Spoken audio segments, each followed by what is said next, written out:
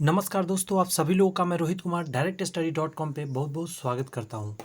आज के क्लास में हम लोग बात करेंगे दोस्त, आपकी स्क्रीन पे दिख रहा होगा बहुत ही बेहतरीन सा चैप्टर है और ये केमिस्ट्री का आज फर्स्ट डे है। जी हाँ, केमिस्ट्री में हम लोग आज बात करेंगे जो चैप्टर 1 है, परमाणु संरचना, रेडियो सक्रियता, रासायनिक बंधन एवं अम्ल, क्षार और लवण, यानी कि कई चैप्टर्स का मिला हुआ ये रूप है।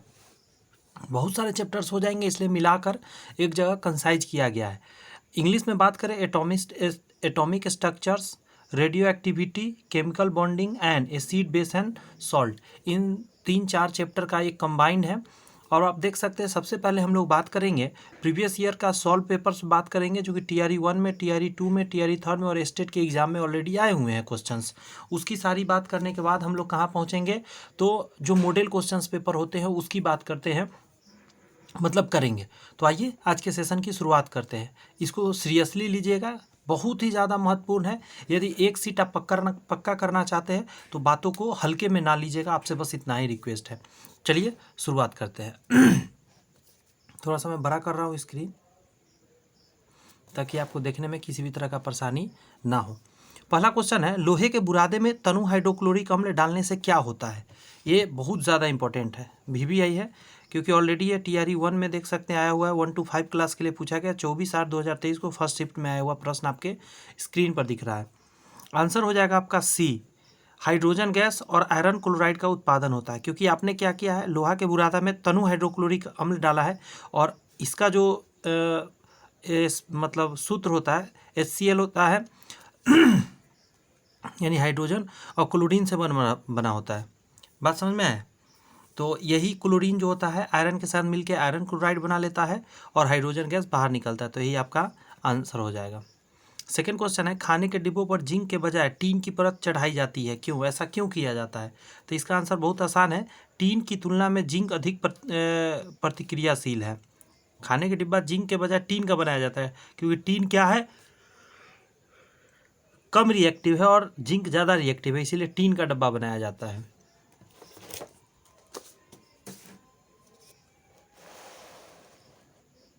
सारे एग्जाम में आए हुए हैं। इसे बताइए, इमली में कौन सा अम्ल होता है? तो आप कहेंगे टार्ट्रिक अम्ल होता है। इमली में क्या होता है? टार्ट्रिक अम्ल होता है। इसका याद रखने का ट्रिक भी है, टार्ट्रिक अम्ल T से लिखा जाता है और T ऐसे लिखा जाता है। और आप देख रहे हैं पेड़ में ऐसे ही तो लटका रहता है इमली, इसलिए याद रहेगा टार्ट्रिक अम्ल T। ठीक है। नेक्स्ट है, शुष्क बुझे हुए चूने पर क्लोरीन गैस की क्रिया से कौन सा पदार्थ बनता है? शुष्क बुझा हुआ चूना है, उसमें क्लोरीन गैस डाल देंगे तो विरंजक चूर्ण बन जाता है। और विरंजक चूर्ण का सूत्र बहुत लोग जानते होंगे, CaOClCl। आप ऐसे कहिए, ऐसे घेर कर लिखा जाता है CaOClCl, Cl एक बाहर रहता है, या कभी कभी लिखा रहता है CaOCl2, ऐसे भी लिखा जाता है विरंजक चूर्ण। तो क्या है, शुष्क बुझे हुए चूने पर क्लोरीन गैस की क्रिया से क्या बनता है? विरंजक चूर्ण। ये भी देखिए पूछा हुआ है, 28 का फर्स्ट शिफ्ट में पूछा गया है TRE 1 में। नेक्स्ट है, निम्नलिखित में से कौन सा अम्ल क्षार का संकेतक है? अम्ल क्षार का संकेतक किसे आप कहेंगे? तो आंसर क्या, हल्दी को डालेंगे। अम्ल क्षार का संकेतक कौन है? हल्दी। हल्दी आराम से बता देगा आपको कि अम्ल क्षार है या नहीं। प्रबल अम्ल तथा दुर्बल क्षार से बने लवण का pH मान क्या होगा? थोड़ा सा दिमाग लगाइए। pH मान किसका ज़्यादा होगा? जो प्रबल होगा। प्रबल अम्ल है तो अम्ल का मान क्या होगा? तो 7 से नीचे अम्ल होता है, तो 7 से कम वाला आंसर मारिएगा। क्योंकि आपको पता होना चाहिए कि एक pH स्केल होता है, इसमें यहाँ 0 से स्टार्ट होता है और यहाँ पे 7 होता है। बात समझ में? इसके पीछे 6 होता है, तो इस यहाँ इधर में आप बढ़ेंगे, यहाँ 1 है। बात समझ में आ रही है? तो ऐसे में इस डायरेक्शन में जब भी बढ़ेंगे पीछे में, तो ये CDT बढ़ता जाएगा और ऊपर यहाँ 14 होता है। आगे की तरफ बढ़ेंगे तो क्या बढ़ता जाएगा? बेस। तो यहाँ क्या कर रहा है? प्रबल अम्ल है तो अम्ल का मात्रा ज़्यादा होगा, क्षार कमजोर है, उस हिसाब से 7 से कम वाला आंसर मारिएगा। नेक्स्ट है, सोडियम हाइड्रोक्साइड जिसको HCl बोलते हैं और हाइड्रोक्लोरिक अम्ल NaOH और HCl की अभिक्रिया से सोडियम क्लोराइड और जल बनते हैं। यह कौन सी अभिक्रिया है? इसे हम लोग बोलते हैं उदासीनीकरण अभिक्रिया, न्यूट्रलाइजेशन रिएक्शन। C आंसर मारिएगा। 8 नंबर का रहा है किसी विखंडनीय द्रव का क्रांतिक द्रव्यमान होगा। अब ये देखिए ये 9-10 में पूछा गया है और ये क्वेश्चन चला गया 12th क्लास का, 11th-12th क्लास का है, ये आपको नीचे क्लास का नहीं है, 10th लेवल तक का ये नहीं है। किसी विखंडनीय द्रव का क्रांतिक द्रव्यमान होगा, तो 8 का आपका आंसर जो होगा वो आप कहेंगे श्रृंखला अभिक्रिया हेतु आवश्यक न्यूनतम द्रव्यमान, यही आंसर होगा। श्रृंखला अभिक्रिया हेतु आवश्यक न्यूनतम द्रव्यमान। क्लियर है? तो यह सब क्लियर है। आइए नेक्स्ट क्वेश्चन की बात करते हैं। समझ में आ रही है? यदि सेशन अच्छा लग रहा है तो आपसे इतना ही रिक्वेस्ट है, चैनल को सब्सक्राइब नहीं किया तो सब्सक्राइब करके बेल आइकन प्रेस करिए। कुछ दोस्त मित्र में ज़रूर शेयर कर दीजिए वीडियो को, ताकि उनको भी हेल्प मिल सके। नेक्स्ट 9 नंबर क्वेश्चन कह रहा है कि प्रोटॉन का संख्या 84 है और न्यूक्लियॉन का संख्या 216 है, वाले एक परमाणु का एक नए तत्व में क्षय होता है। इस प्रक्रिया में यह एक अल्फा कण का उत्सर्जन करता है। उत्सर्जन के बाद नए नाभिक की संरचना क्या होगी? तो आंसर हो जाएगा आपका ए नंबर हो जाएगा, प्रोटॉन की संख्या 82 हो जाएगा और न्यूक्लियॉन की संख्या 212 हो जाएगा। ये भी 9-10th के एग्जाम में पूछा हुआ है। निम्नलिखित में से किस अभिक्रिया की अनुमति नहीं है, मतलब कौन सा ये संभव नहीं हो पाएगा? तो इसमें से बी नंबर है, ये संभव नहीं हो पाता है। ठीक है, A++N ये जो होगा ई के पावर प्लस और प्लस पी, ये संभव नहीं हो पाएगा।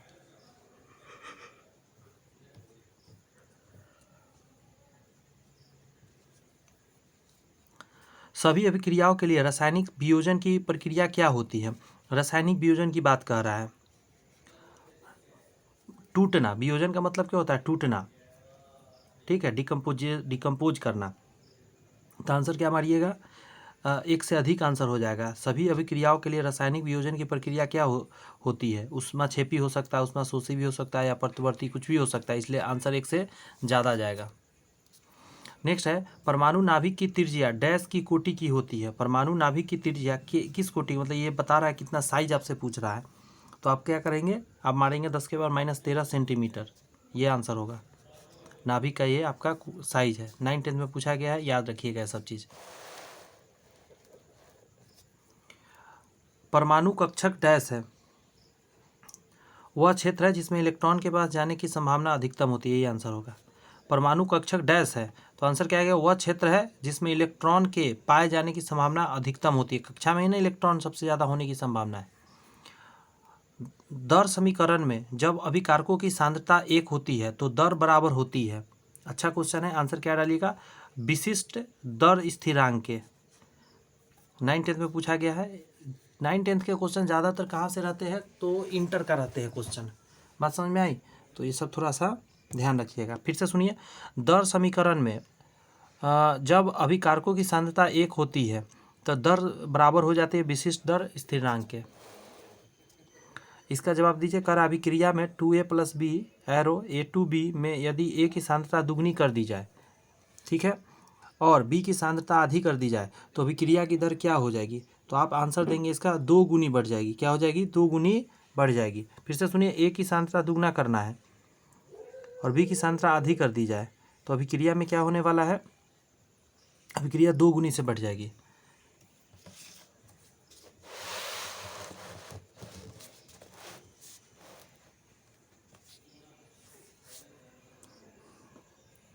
चलिए इसका जवाब दें। ये क्वेश्चन आपके स्क्रीन पर दिख रहा है, अच्छा सा क्वेश्चन है।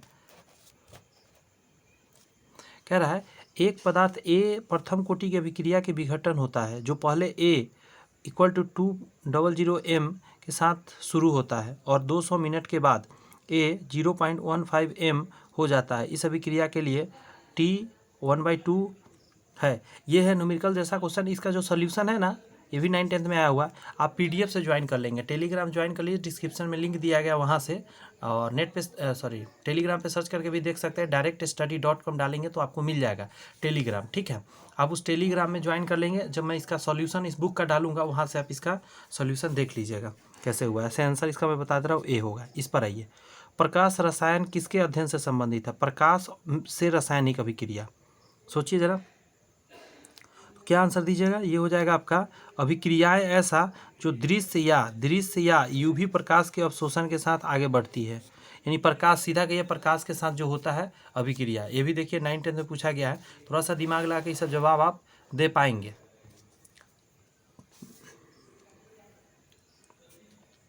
एक इकाई समय में एक इकाई क्षेत्रफल से होकर गुजरने वाले फोटोन की संख्या क्या कहलाती है? अच्छा क्वेश्चन है, इसी को बोलते हैं प्रकाश की तीव्रता। ये भी 9th-10th में पूछा गया है। एक इकाई समय में एक इकाई क्षेत्रफल से होकर गुजरने वाले फोटोन की संख्या प्रकाश की तीव्रता कहलाती है। स्थिर उत्तेजित अवस्था में अस्थिर उत्तेजित अवस्था में एक अणु से विकिरण के उत्सर्जन के बिना संक्रमण जो पृथक्करण की ओर जाता है, आंसर कहिएगा पूर्व पृथक्करण कहलाता है।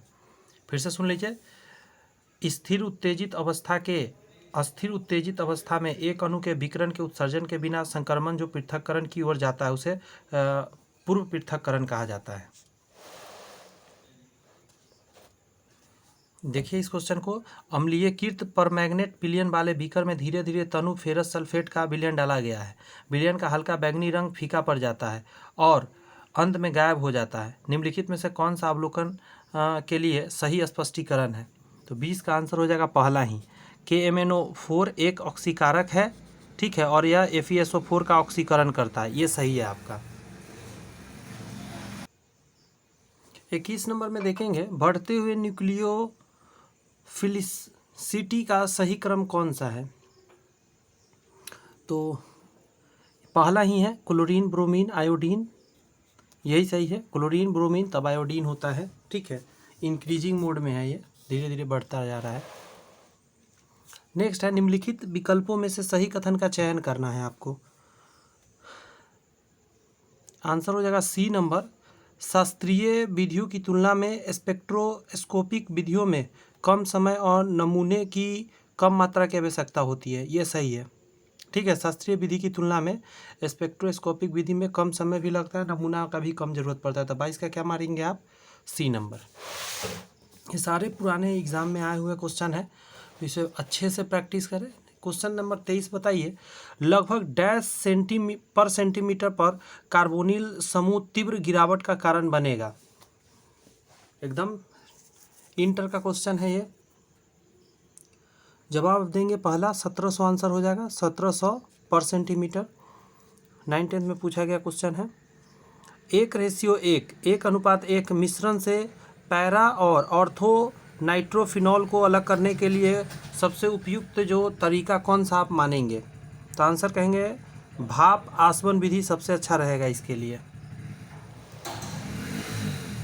इस क्वेश्चन का जवाब दे, कह रहा है 25 नंबर में कि उस यौगिक का पता लगाइए जो विशेष रूप से एक SN1 तंत्र द्वारा न्यूक्लियोफिलिक प्रतिस्थापन अभिक्रिया से गुजरता है। तो 25 के लिए आप जवाब देंगे पहला, ठीक है, बेंजाइल क्लोराइड आंसर हो जाएगा, बेंजाइल क्लोराइड। नेक्स्ट है, क्षारीय बेसिक लेड कार्बोनेट का व्यापारिक नाम क्या है? तो 26 का ए हो जाएगा, सफ़ेदा वाइट लेड, ठीक है, इसे सफ़ेदा वाइट लेड बोलते हैं। देख रहे हैं 11th-12th में क्वेश्चन पूछा गया है। 9th-10th का आप कंप्लीट हुआ था, 11th-12th आया, शुरू में आप देखे थे 1 to 5 का था। नेक्स्ट जवाब दीजिए 27 नंबर कि निम्नलिखित में से किस तत्व की परमाणु त्रिज्या सबसे बड़ी है? तो आंसर क्या डालिएगा? लिथियम का सबसे बड़ा है ऑप्शन के हिसाब से। लिथियम, बेरिलियम, बोरॉन में लिथियम सबसे ज़्यादा है परमाणु त्रिज्या। निम्नलिखित में से किसी इलेक्ट्रॉनिक लब्धि इंथैल्पी सबसे अधिक ऋणात्मक होगी? तो 28 का बी कहेंगे, क्लोरीन का सबसे अधिक होता है। निम्नलिखित में से कौन सा वैज्ञानिक संकेतन में व्यक्त किया गया है? वैज्ञानिक संकेत के हिसाब से इसमें से कौन सा लिखा गया है? तो पहला नंबर बात होता है डेसिमल यहाँ कभी हो नहीं सकता, तो सी तो गया, गड़बड़ हो गया, ठीक है।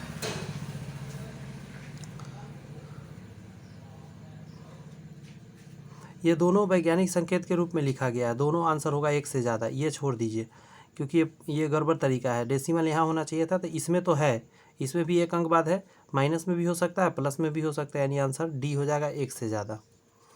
30 नंबर का रहा है, एन परमाणु में 3 अयुग्मित इलेक्ट्रॉन होने का कारण क्या है? तो 30 का जवाब देंगे आप सी कह दीजिए, हुंड का नियम कहता है। एन परमाणु में 3 अयुग्मित इलेक्ट्रॉन होने का कारण है हुंड का नियम।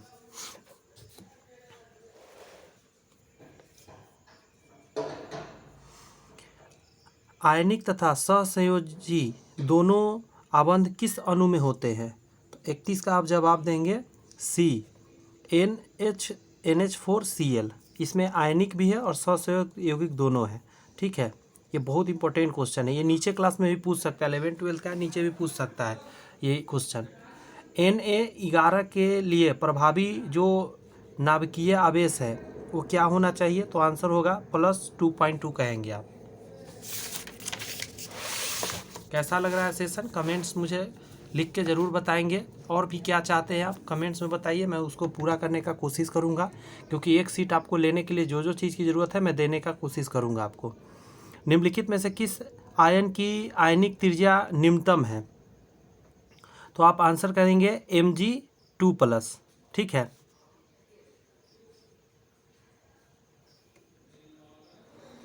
नेक्स्ट है आपका कि SPDF नोटेशनों का उपयोग करके क्वांटम संख्या n=2 और l=1 वाला कक्षक ज्ञात करिए आप।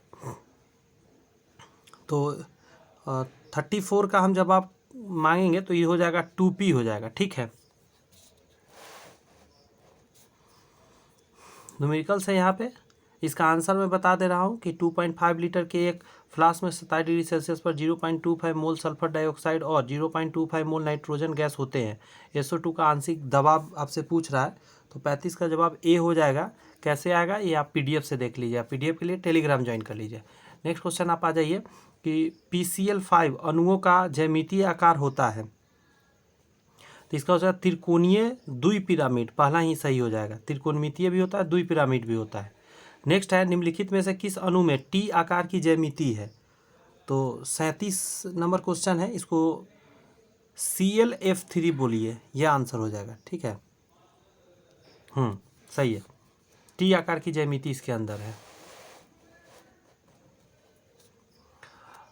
नेक्स्ट है कि निम्नलिखित में से किसके साथ CO2 की सम संरचना है? सम संरचना ध्यान रखिएगा। तो 38 का C कहेंगे आप, C2H2 हो जाएगा। निम्नलिखित में से कौन सा आणविक ठोस है? आणविक ठोस पूछ रहा है, ये सारे 11-12 में आए हुए आप देख सकते हैं, ये पार्ट 2 में आया था, TRE 1 में ही आया था। तो आंसर क्या हो जाएगा? 39 का B कहिए, कैल्शियम फ्लोराइड। यह जो है आणविक ठोस है, कैल्शियम फ्लोराइड। नेक्स्ट है निम्नलिखित में से किस अणु का द्विध्रुव आघूर्ण शून्य होता है? तो ये होता है CO2। इसका द्विध्रुव आघूर्ण की बात करें, यह शून्य होता है।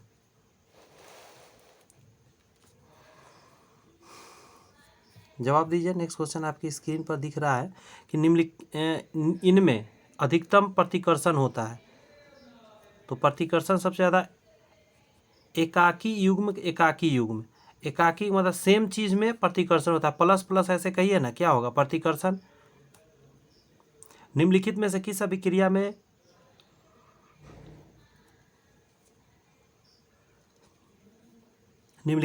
अभिक्रिया में सजातीय संतुलन शामिल है? तो आंसर पहला ही कहिएगा, NO2। 2NO2 गैस है और 2N2 gas plus O2 gas, यानी आप देख सकते इधर एक्वस इधर सॉलिड हो गया, इधर सॉलिड गैस हो गया, लेकिन यहाँ गैस गैस गैस, यही बात कर रहा है। किस अभिक्रिया में समजातीय संतुलन शामिल है? समजातीय, तो एक जात का है, गैस है तो सभी गैस है। कुछ क्वेश्चन होता है बहुत टेक्निकली आसान, बस आपको थोड़ा सा समझना होता है कि आखिर किस आधार पे इसका आंसर दिया जाए। नेक्स्ट का रहा है 2NH3 एरो N2+3H2O में अभिक्रिया की कोटि है। कोटि वाला भी क्वेश्चन पूछता है, शून्य है इसमें। निम्नलिखित में से कौन सा कथन सही है?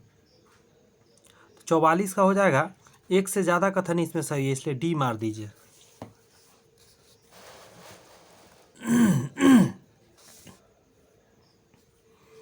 निम्नलिखित यौगिकों में सक्रिय तत्वों की ऑक्सीकरण संख्या निर्धारित कीजिए।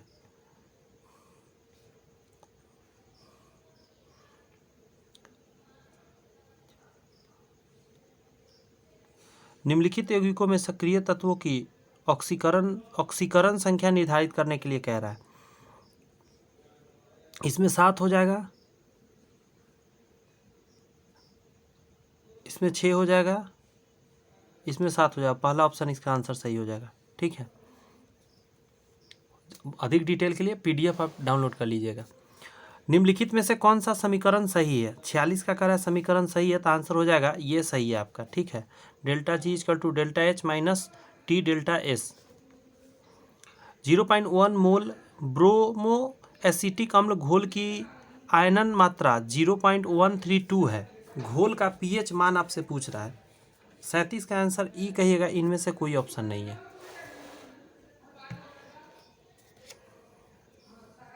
कौन सा यौगिक पानी में अघुलनशील है? पानी में अघुलनशील है आपका BaSO4, ये पानी में नहीं घुलेगा, ये दोनों घुल जाएगा। निम्नलिखित ब्रोंस्टेट अम्लों के लिए संयुग्मी क्षारक क्या होंगे?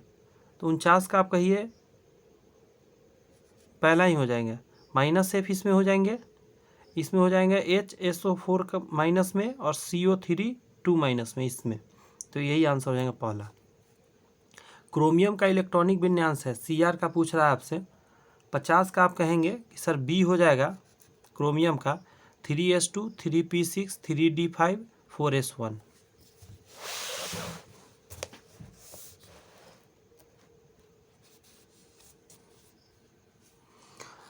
सेल अभिक्रिया स्वतः स्फूर्ति होगी यदि, आंसर क्या कहिएगा?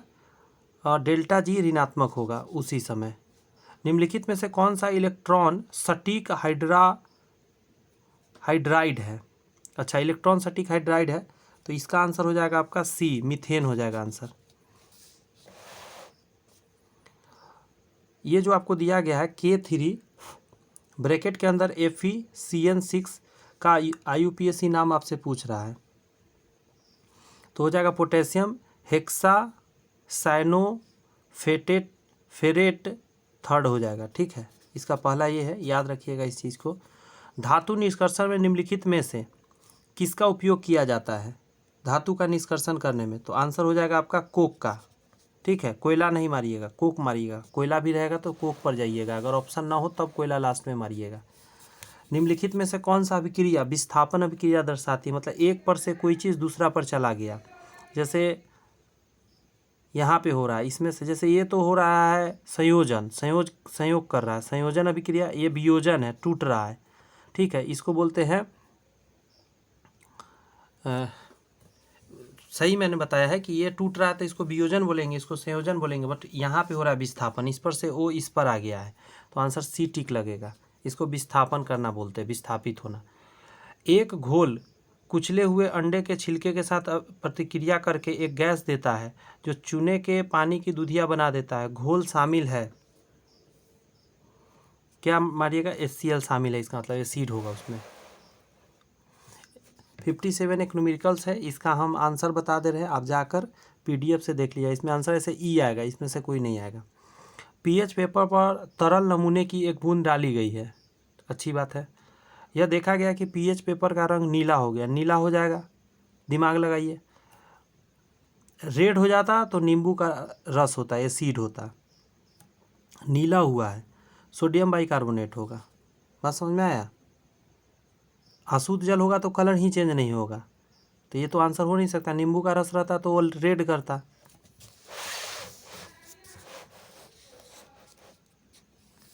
नेक्स्ट देखिए, टमाटर में कौन सा अम्ल पाया जाता है? टमाटर में आपसे पूछ रहा है, तो टमाटर में आप कहेंगे कि इसमें पाया जाता है ऑक्जेलिक अम्ल। ऑक्जेलिक O से लिखा जाता है, टमाटर जैसा O होता है, जैसे टार्टरिक T से लिखा जाता है। और ये इमली जैसा है, इमली ऐसी ना लगेगा, इसी के नीचे ना इमली लगेगा, तो T पहले बनेगा तभी ये इमली लगेगा, तो इमली में टार्टरिक होता है, ऑक्जेलिक O से लिखा जाता है, इसीलिए क्या हो जाता है? ऑक्जेलिक अम्ल टमाटर में होता है। ये सब याद रखने का टेक्निक होता है। 6 to 8 में पूछा गया एग्जाम में है, और इधर भी हम 6 to 8 का ही पूछ रहे थे, कई क्वेश्चन ही सारे 6 to 8 चल रहा था। रसायन विज्ञान में pKa का अर्थ क्या है आपसे पूछ रहा है, तो इसको बोलते हैं लघुगणकीय पैमाने पर अम्ल पृथक्करण स्थिरांक चिन्ह करना। 6 to 8 में पूछा गया, देख रहे हैं, 12th लेवल का क्वेश्चन है, इसलिए ये नहीं सोचिए कौन क्वेश्चन 11th में आया है कौन 12th में, कहीं कुछ भी पूछता है। रंगहीन स्पीसीज है, तो 61 का क्या जवाब दीजिएगा जिसका रंग ही नहीं है?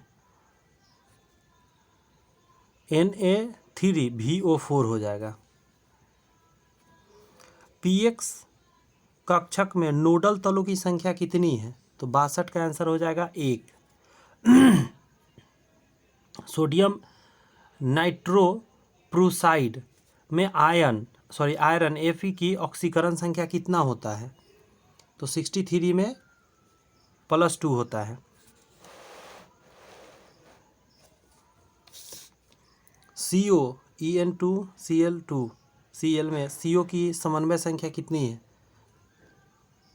ये सब चीज़ धीरे धीरे प्रैक्टिस से हो जाएगा। 6 है। निम्नलिखित में से कौन सा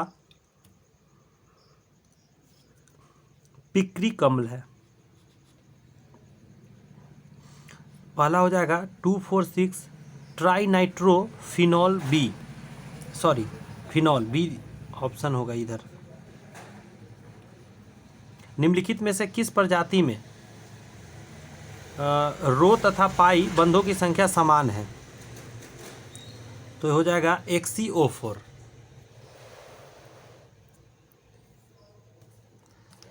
सिक्सटी 67 कह रहा है कि रासायनिक गुणों की अपरिवर्तित रखते हुए एक परमाणु के नाभिक में जोड़े जाने वाली कण है, क्या है? तो न्यूट्रॉन हो जाएगा।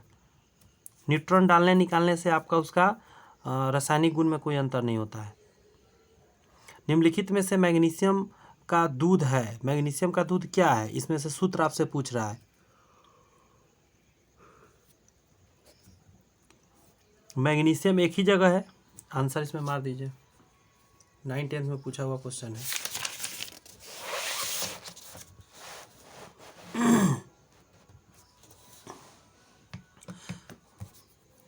फोटोग्राफी में निम्नलिखित में से किस अम्ल का उपयोग किया जाता है? बेसिक क्वेश्चन है, आंसर हो जाएगा ऑक्जेलिक अम्ल का प्रयोग होता है। ठीक है, ऑक्जेलिक अम्ल टमाटर में होता है, याद रखिएगा। अंगूर में कौन सा अम्ल सबसे प्रचुर मात्रा में पाया जाता है? तो आंसर क्या हो जाएगा? टार्ट्रिक अम्ल। अब अंगूर देखिए, अंगूर कैसे फरता है? पेड़ में ऐसे फरता है। इमली कैसे फरता है? तो ऐसे फरता है। तो दोनों में शुरू में टी बनता है, तो टार्ट्रिक अम्ल याद रखिएगा, अंगूर में भी और इमली में भी। अब आपके मन में आएगा सर क्या उसको बोला जाता है, टमाटर में भी तो ऐसा ही फरता है टमाटर। भाई टमाटर में ऑक्जेलिक ओ है, ये है, तो ऑक्जेलिक अम्ल टमाटर में पाया जाता है। थोड़ा सा ये सब चीज़ ना प्रैक्टिस से आ जाएगा, ट्रिक वो थोड़ा सा आराम नहीं ना। मैग्नीशियम रिबन को जलाने से पहले रगड़ा जाता है क्योंकि इस पर निम्नलिखित में किसका परत चढ़ा रहता है? मैग्नीशियम ऑक्साइड का। बात समझ में आया? मैग्नीशियम ऑक्साइड चढ़ जाने के कारण क्या होता है, उसको हटाना पड़ता है, तब आग लगेगा। नीचे दिए गए समीकरण किस प्रकार की अभिक्रिया है?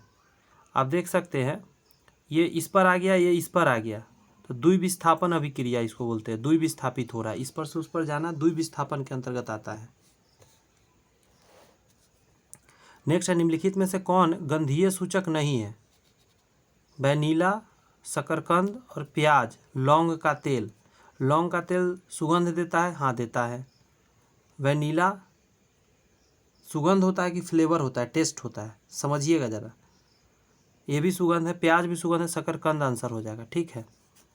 निम्नलिखित में से तत्वों के वर्गीकरण का वर्तमान में क्या आधार है? परमाणु संख्या।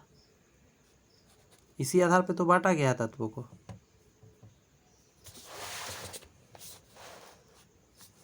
निम्नलिखित में से कौन तत्व अस्थाई है? अस्थाई तत्व पूछ रहा है। अस्थाई का कहने का क्या सेंस होता है? AR हो जाएगा, आर्गन। इनमें से कौन सा अक्रिय गैस का इलेक्ट्रॉनिक विन्यास नहीं है? तो लास्ट में 8 है, 8 है, 8 है और यहाँ 2 है, तो ये आंसर हो जाएगा। अक्रिय गैस के लास्ट में 8 होता है। ट्रिटियम निम्नलिखित में से किसका समस्थानिक है? अब आप सोच रहे होंगे 2 वाला भी तो होता है। भाई ये संख्या देख रहे हो कितना ज़्यादा है। हीलियम का क्या होता है? सिर्फ 2 होता है, इसलिए हीलियम का बात यहाँ नहीं हो रहा है, यहाँ कोई और है, इसीलिए 8 ही रहेगा। ट्रिटियम निम्नलिखित किसका समस्थानिक है? तो हाइड्रोजन का है। ट्राइटियम, ड्यूटेरियम, ये सब क्या है? हाइड्रोजन का ही है। समझ गए? 77 आ गया। ये 78 का रहा है, किस विधि द्वारा समुद्री जल से नमक प्राप्त होता है? वाष्पीकरण, अवक्षेपण, चुनना, छानना। चुनना छानना तो होता नहीं है, अवक्षेपण तो होता नहीं है, क्या आंसर हो जाएगा? वाष्पीकरण द्वारा। 11 है 1 से 23 के परमाणु में न्यूट्रॉन का संख्या कितना होगा? कैसे निकालिएगा? 12 हो जाएगा। बात समझ में आ रहा है? 12 हो जाएगा। ये घटा लीजिए इसको। निम्नलिखित में से कौन सा एकल संयोजी रेडिकल है? एकल संयोजी रेडिकल आपका हो जाएगा ये सभी है। क्लोराइड हो गया, नाइट्रेट हो गया, हाइड्रोक्साइड हो गया, सभी क्या है? एकल संयोजी रेडिकल है। ये सब स्टेट के एग्जाम में आया हुआ है। 81 कहता है अल्फा कण आवेशित होता है, धन आवेशित है। अल्फा क्या है? पॉजिटिव है, इसके ऊपर प्लस कर दीजिए, धन आवेशित कण है। तो यहाँ पे जो भी क्वेश्चन हमने दोस्त अभी किया है, इसमें टोटल हम लोगों ने प्रीवियस ईयर का 81 क्वेश्चन कंप्लीट कर लिया। इसके बाद मॉडल क्वेश्चन है, तो ये मॉडल क्वेश्चन नेक्स्ट वीडियो में आएंगे। कैसा लगा सेशन मुझे ज़रूर बताइएगा कमेंट्स करके। लास्ट तक आपने वीडियो देखा, इसका मतलब आप पूरा कॉन्शियस है, ये तो बिलीव हो गया है। तो दोस्त में कुछ मित्र में शेयर कर दीजिए। कुछ भी आपका डिमांड है आप मुझे कमेंट्स में बता सकते हैं, वहाँ से मैं आपको पूरा करने का कोशिश करूँगा। All the best, bye bye, thank you.